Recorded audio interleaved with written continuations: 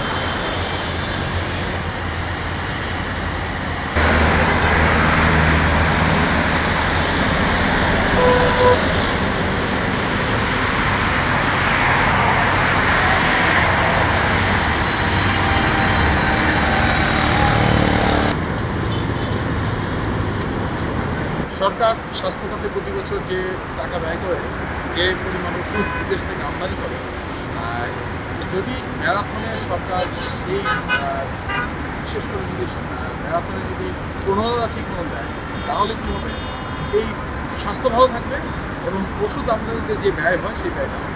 পাশাপাশি ম্যারাথন করার জন্য প্রত্যেকটা মানুষকে রাতে ঘুমাতে হয় আর্লি এবং ভোরে উঠতে হয়, এবং এই ভোরে ওঠার কারণে তার স্বাস্থ্য ভালো থাকবে এবং ইলেকট্রিসিটি কনজামশনও কমে যাবে।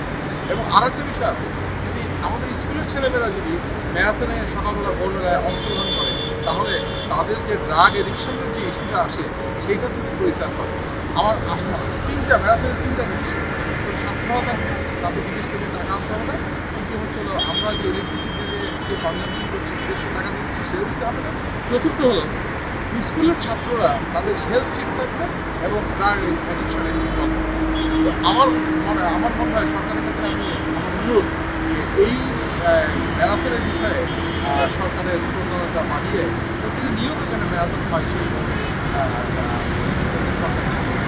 এবং ধন্যবাদ বাংলাদেশ অ্যাসোসিয়েশন অফ ব্যাংকারকে যে এই ধরনের একটা প্রতিষ্ঠানকে স্পন্সর করার জন্য, এবং ধন্যবাদ বাংলাদেশ আর্মিকে যারা নাকি এই ধরনের একটা বড় একটা ম্যারাথন সংকল্প কিছু করছে, সেই জন্য ধন্যবাদ। আমাদের বাংলাদেশেই একটাই মাত্র ইন্টারন্যাশনাল ম্যারাথন হয়, সেটা হলো ঢাকা ইন্টারন্যাশনাল ম্যারাথন।